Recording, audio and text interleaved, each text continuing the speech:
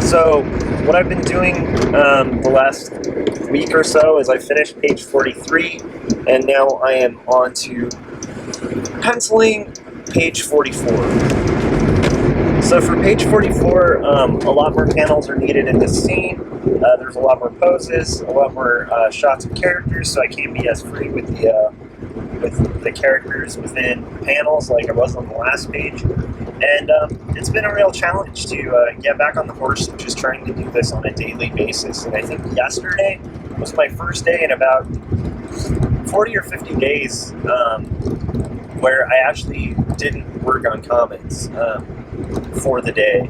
And actually, I honestly feel like it was kind of a needed vacation or break from comics. I went with my family to visit our mother-in-law, who is in town, and had a lovely day just going and looking at holiday stuff with Benjamin, and just letting him play and be a kid. And, it was an important, nice day. So I'm getting on the 14 freeway right now, and I'm on my way to work, and it's Thanksgiving week, so basically that means a shorter work week, which is pretty cool, because hopefully for me that'll mean getting a little further on my comic. And I thought I would get a little more specific about my goals and my plans for this comic, because I feel like I show process videos sometimes of me inking these pages. I really talk about the comic a little bit, but and I've even done like a little audio comic, so if you're curious you can go back and watch that. It's also on my welcome page. on this YouTube channel. But anyhow, so that should give you a taste about what this is kind of about. If you don't want to go back, I can sum it up. It's almost like 5 or 6 years ago now. My wife and I had lived in Portland, Oregon, and I had been hit by this incredible depression that I wasn't really aware of at the time, and she herself had been hit by like a slew of panic attacks that just kind of came out of nowhere, and they sort of eroded our relationship for a little bit. And what ended up coming out of that was a stronger relationship, but oddly enough, also an awareness on my end that there really isn't a lot of art that talks about like mental illness or struggles with depression or thoughts of suicide or some of the darker topics in life that people just frankly don't want to talk about. And it makes sense that they don't. They're darker topics, they're a little harder to touch on. They're feelings that quite a lot of the general public have, but no one wants to express because it just bums everybody out. It's kind of a sad thing. But one of the dark sides of that stigma is when you are in the grips of it, when you're going through really dark times or dark things, because there's so little available about it, you might be searching to see, does anybody else, let's say, take suicide, for example. You might be searching to find out if anybody else feels suicidal, and find out that, you can't find anything because nobody talks about it. You might also find yourself, like, when you want to open up to a friend about the dark feelings you're having, say you suffer from panic attacks or something like that, you might want to talk to other people about it. But the fact that other people haven't really opened up about it, that there's such a stigma around it, you might be kind of shunned or ousted or be told that you're faking these attacks or that it's all in your head and you're this terrible person. You feel all this pressure, I think, when you're suffering from a mental disorder. And so I think like one of my goals with this comic is to hopefully unstigmatize some of this darker stuff. I also find that in autobiographical work, that darker stuff, like that darker stuff in everybody's lives, the darker things around us, the darker truths about the reality we live in, really highlight to me like what's important about autobiography. Not that your autobiography has to be dark, but my favorite autobiographies or autobiographical work, usually by the author, is not going to paint the author themselves as the hero of the story.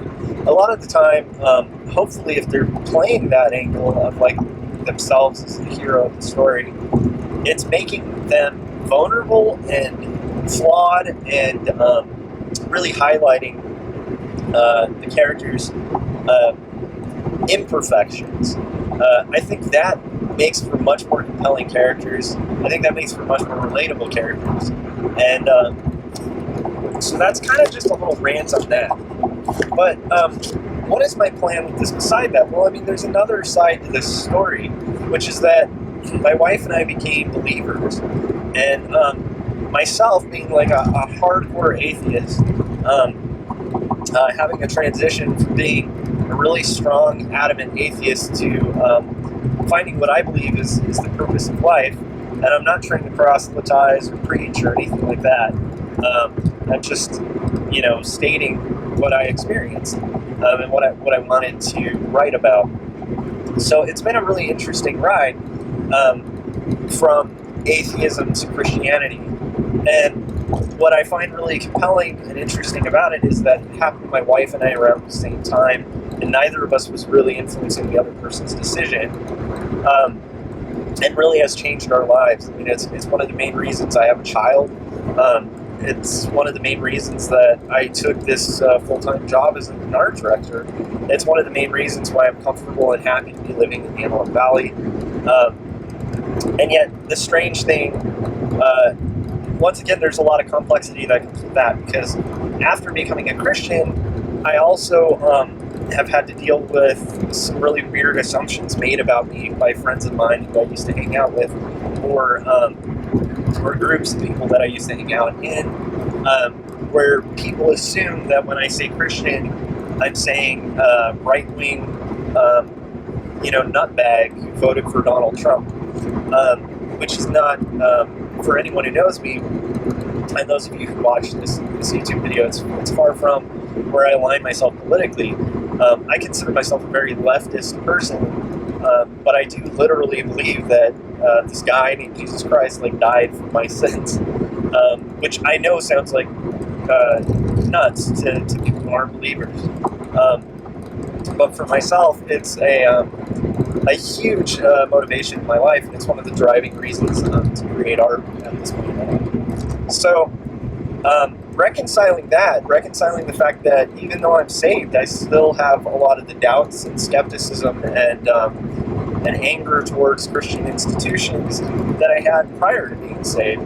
Because to me, even this election of Donald Trump, when I look at it, and I look at the broad swath of evangelicals, and I put that in quotes, who voted for this man, who put this man in office, it makes me really sad for my fellow Christians. It makes me sad for my fellow Christians that they feel that it's morally justifiable to vote for a man who's a bigot, a racist, and a liar, and a swindler, and has a 25-year history of not renting to minorities,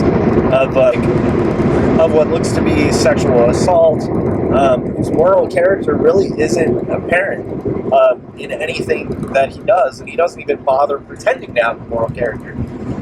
To me, the fact that a good chunk of evangelicals voted for this man, pretty much put this guy in office, and are so aligned with the Republican Party, which to me, in my opinion, has done so much harm to minorities, to communities, to social justice, to the rights of the downtrodden, the very rights that, in my opinion, when I look at Jesus Christ, he was fighting for. And once again, not bringing this up to try to sway anyone's opinion. I'm more bringing this up to talk about where I'm heading with my comics. So one of the areas that I find myself in, conundrums that I find myself in, is that I am now in this strange group of Christians that does not agree with right-wing politics, that does not agree necessarily with even Christianity and politics being so intermingled, and definitely agrees with the idea that whatever our politics is, as Christians, it should be reflecting what Christ talked about with the poor and the widows and the downtrodden, really going after the hypocrites within our own institutions. To me, that would be what a political Christian should look like. So anyhow, here I find myself also being a person who believes that there is beauty in truth, and that truth in itself is one of the most fundamental things about a story that makes it compelling or interesting. Whether it's a truth about ourselves, whether it's a truth about the corruption of our world, whether it's the truth about the beauty of our world, it needs to ring somewhat true to people, I think, to move people. And in my opinion, I think truth and art are really intertwined. And unfortunately, I don't have a black and white explanation of how those two intertwine or how those work. But with quarterly stories, here's where I found myself in a bit of a conundrum. There is a very specific group of Christian booksellers and Christian music and Christian entertainment that is very, very much part of this complex that has allied themselves with the Republican Party, and that is basically presenting books that are like 10 ways to pray to feel better. Or they also have this tendency to believe that there should be no language, no bad language in books, that there should be no violence in books, that there should be nothing that would be offensive to Christians within those books. And so you'll get these sort of fiction or autobiographical stories where you're writing about sailors, but nobody speaks like a sailor. where you're writing about the world, but nobody talks like they do in the world. And the thinking behind this is that, entertainment will somehow corrupt people and cause them to sin or to be bad people or something.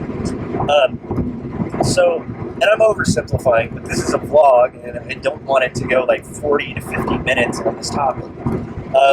So I'm trying to condense it to kind of my thinking on quarterly stories and where it stands. So an interesting thing to me about quarterly stories is that I don't personally want to write this story without what I feel is true. And from what I feel is true, and believe is true, most of my friends, including myself, cuss and use language when we talk.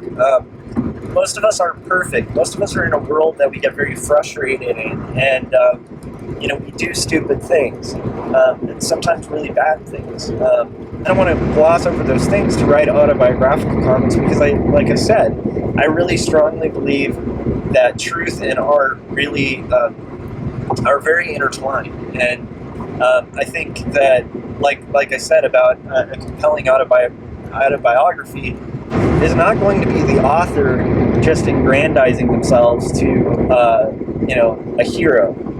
I think a lot of the times it's going to be the author really pointing out their pimples and their flaws. I mean, that's what I love about Robert Crumb. That's what I love about Craig Thompson. That's what I love about a lot of these guys, is that they will show themselves in a very vulnerable and real situation, behaving as they did, as opposed to glossing over it and making themselves out to be better than they were. So anyhow, because I'm going to have content that's about that, it's about mental illness, which is very stigmatized, especially in the religious world. There's a huge movement within the church that's very anti-mental health, that's very much that there shouldn't be a problem that you can have that you can't just go to God and have him solve. And some of that stigma's gone when it comes with regards to things like medicine to heal sickness. But unfortunately, when it comes to mental health, people are only starting to realize within the last century how much that has an effect on people's lives and well-being, and how some people might actually need medication within those struggles, those mental struggles, in order to just get through the day and survive and be able to provide for their families, or provide for themselves, or even just get out of bed in the morning. And that sometimes that may not even be a faith issue. So, totally rambling, but my point is there's a lot of these stigmatizations within the Christian publishing world. And that's not to say there aren't good books within that realm. And there are some that have squeaked through that are excellent books. I mean, pretty much anything by C.S. Lewis is worth picking up and reading and just understanding. Like, a lot of his publishers were Christian publishers. A lot of his books are very overtly Christian, yet they're very very honest and real. I mean, if you read Surprised by Joy,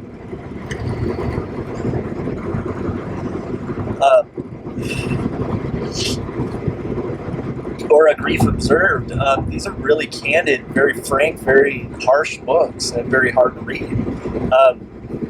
And they're not necessarily glossing over the world as if everything's peachy, and making a Thomas Kincaid painting out of reality. To me, I have faith reasons for not buying that as well. I mean, as a Christian, I feel like half of the purpose of Christianity is the idea of embracing the brokenness of this world and acknowledging that we ourselves are in a world that is broken.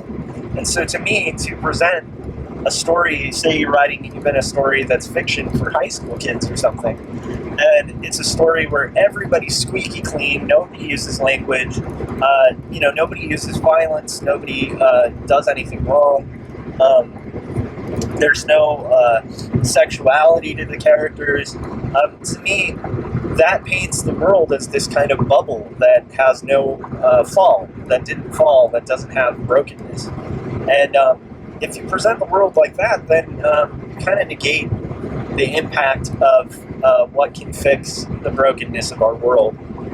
And this goes for if you're an author and you're not talking about Christianity, if you're just talking about a superhero who's going to save the world from villains. Well, those villains become so cartoon-like that they themselves are not at all the slightest bit of a threat to the world or to the community or to the group of people within the story. If there's no stakes, there's no joy in watching that villain get taken down. So at most you might have a slightly amusing story, but at worst you have a story that really just negated the whole purpose of story and the hero's journey arc. So totally rambling, but I feel like I'm getting towards the point. And my point is that Christian publishing, because it has a tendency to publish these types of works, very saccharine, watered down Christianity, saccharine, watered down depictions of the world, saccharine, watered down censorship. Because they have those things, I don't know if that's an avenue that I can pursue as a writer or as a cartoonist. The second reason I'm not even sure if that's something I want to pursue as a writer and cartoonist working on quarterly stories when I'm ready for publication is that I don't necessarily want to just be talking to Christians. I'm actually writing a book that I hope will be entertaining and interesting for all people. And Christianity is just a slight part of it. And it's more exploring it from my own life. So, to me, if I'm sharing a story, do I want to share it with just like-minded people? And no, I don't. I'd like to share it with anyone who has interest in it and hope that, they would also find some kind of entertainment or comfort in it, especially the areas that touch on mental health, like whether a person's a Christian or not. I think it is sad that people feel alienated when they suffer, mental health issues. And I think it's sad that that is so stigmatized and not talked about very often in our culture. And so, to me, I would like to see that be highlighted more. And I think that could actually help a lot of people going through that kind of thing.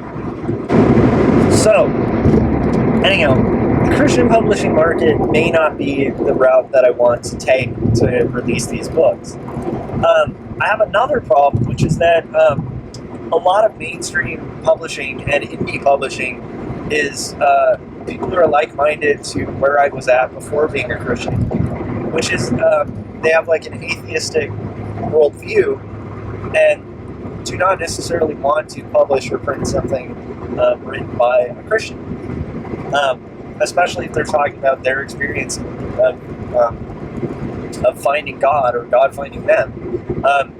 Even talking about this in this video,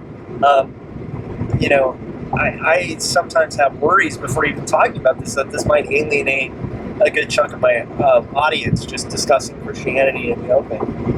Because I know that and I understand why. I understand that by saying that, a lot of people will lump me with the crazy right-wing Trump supporter who thinks textbooks should be edited in Texas to advocate for creationism. And that's not who I am, nor slightly is what I'm about as a person, but or even as a believer. But I even have those fears just doing this on a vlog where I have a small amount of subscribers, and I appreciate every single one of my subscribers. But I also, and that's just with a small amount of subscribers, and I worry about alienating people from just bringing up this topic. But it is going to be part of this story, and so I think it is important to kind of highlight and be honest about. So I don't think a lot of mainstream publishers will have interest in it either. And then I'm in this third conundrum of my conundrums, which is that it's autobiographical work and it's very confessional. And in general, confessional autobio work isn't your go-to entertainment for media. It's not necessarily sellable. Like a perfect example of this is that my wife and I have a really heartfelt, very kind of true to reality movie that's just been sitting on our Netflix. We get Netflix, and it's been sitting on our DVD player. And every day we get to sit down to watch a movie, we go, okay, we really should watch this. I'm sure it's beautiful, but we just need some entertainment. And so we'll watch something like Black Mirror or Star Trek The Next Generation, or we'll just throw on, even a documentary that's, about nature or something interesting, just to like wind down for the day and be entertained. Because a good percentage of entertainment is consumed just strictly for that, which is entertainment. I don't necessarily want to grow my mind every time that I go to watch a movie or read a book. Sometimes I want to just laugh or be entertained or feel good. And so, like, while I feel like art, when it does go in that transcendent beauty realm of exposing truths, whether it's painful or beautiful or whatever it is making you feel, that feeling you get, that ache, that pull from seeing really great art, it's something that lives with you for a while. I know that for me, the books that have hit me the most in my lifetime are books that made me feel that way. The comics that have lasted with me the most are ones that feel that way. But when I'm sitting down to read a comic, I don't often pick up Mouse. And Mouse is a good example. It's like I'm not going to read Mouse necessarily on, like frequently. When I sit down to read Mouse, I need to prepare an area of time to sit down, to really be able to absorb and to really digest this really heavy material that deals with a very heavy topic. Now, what I'm making is not as heavy as Mouse, and I'm sprinkling it with a lot of humor, which was done in Mouse as well, so that it's more digestible. But my point is, it's really healthy eating. If we're talking about it like with an analogy to food, it's like healthy eating to read Mouse. Like if you are watching this and you're a cartoonist and you haven't sat down and read Mouse by Ernest Spiegelman, you need to read that book. It will blow your mind what can be done with the comics medium to talk about a very serious subject and very brilliantly talk about it. So, totally rambling, but I think there is a point here, which is I understand that my book, like right now, if I tell you go to quarterlystories.com and read the first chapter of Quarterly Stories, you're going to read it and it might bum you out. It might make you not feel so comfortable or happy. It might actually be kind of sad because the story is a tough, difficult story. It's difficult to write. It's tough and difficult to write. There are times where I'm like, do I really want the world to know this about me? Not that the world even knows. Like, it's a small amount of readers I have right now. But to me, as a writer, when I get to that area for autobiography, like, do I really want people, maybe I should edit this. When I have that pop into my head, I go, that's where I need to head. I need to head in that territory that I don't really feel comfortable sharing with people, that I don't really feel good about myself, because that will allow me to present myself as a broken, imperfect character, and hopefully touch on that beautiful stuff, that truth stuff that I've been talking about. So anyhow, I was going to talk about like my publishing goals with this comic. So right now I'm syndicating it online, and I'm syndicating it at quarterlystories.com, and I'm mainly doing that because I very strongly believe in webcomics. I believe that webcomics are kind of the future forum for comics. Now, I don't think they're quite at the peak they were quite a few years ago, but I think they've become such a part of the system that in order to have a shot with your comic, you really do need to be syndicating online. And I can get into that in another video or in the comments section. I'd be curious to hear what you think about webcomics and their place in the comic world. But I also realize what I'm writing isn't really a serialized story. It's a long-form graphic novel. And it's a long-form graphic novel that very well in its ending will at least be over 100 pages, and at most might be 1,000. And so, this very well could be going for a very long time. So, and it's black and white, which makes it less alluring online, I believe. So, the thing that the thing about webcomics that tends to make them successful is they usually need to hit some kind of point within a page, or whatever it is that you're posting. It needs to give a payoff very quick. And when you have something like a long-form story that has a slow, weaved-in payoff, that might even be a greater payoff, depending on how it's written, where the reader has to stay with it to really get the full impact of the story, you have less chance of success online, because online is a very short-term world. It's a very quick, satisfy me now kind of world. Even in vlogging, like this vlog, quite a lot of people have probably tuned out by this point, because we're probably well past 10 minutes. And if you go past 10 minutes on a vlog, generally people just lose interest. And that's not to say that you, the great people who've stuck past the 10 minutes, are of that group. But I'm just saying the group that I'm speaking to is a minority on the internet.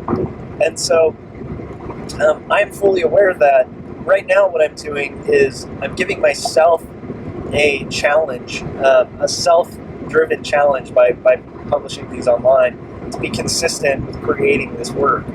I'm also putting it online for anyone who might have interest so that they can watch as this work is being built. And from a more crass marketing standpoint, I'm putting this stuff online right now as I'm making it so that I can start building, hopefully, a little footwork, a little groundwork, so a little foundation to kind of lay my whole building on it.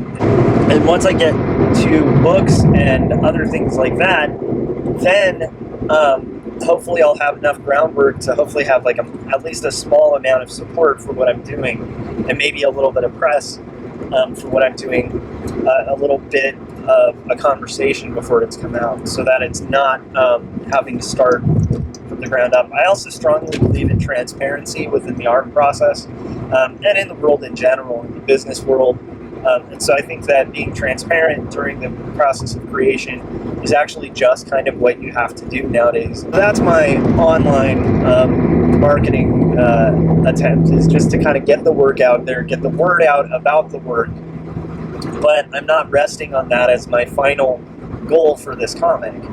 So what I am trying to do is get about 3 issues worth. And what do I mean by 3 issues? Well, so I am doing this as a series of 32-page floppy comics as I'm creating it. So my goal is to have a whole bunch of issues of 32-page comics that are black and white indie comics. They're 8.5 by 11, which is a standard page size, but it is not a standard comic size. It's a little larger than your standard comic. And part of why I'm doing that is because it works really well with the artwork I've been creating. And what I would like to do is be 3 issues in.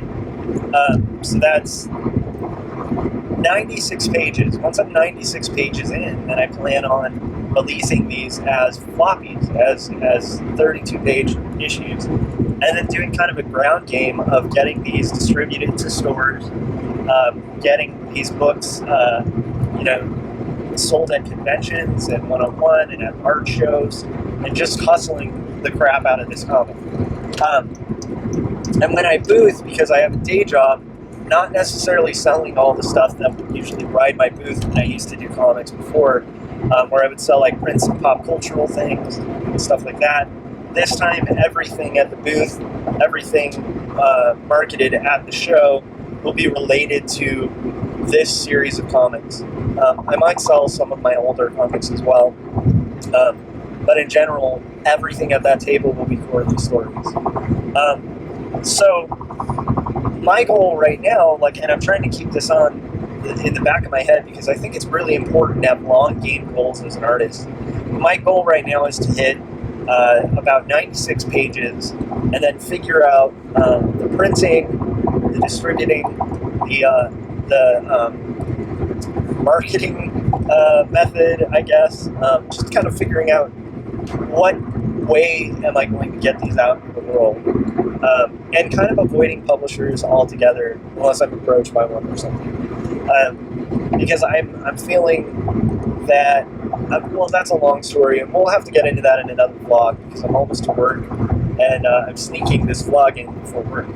So anyhow, that's kind of some of my thinking about where I'm heading with my comic, a little more candidness about what my comic is going to have to do with, and I'd like to get more into these kind of conversations because this is the kind of thought that I think most cartoonists, when I run into them, or my friends who are cartoonists who are working on stories, they're building this much larger thing in their head that's driving the thing that they're building on a daily basis in order to get that thing in their head into reality. And I think it's important to kind of share that process.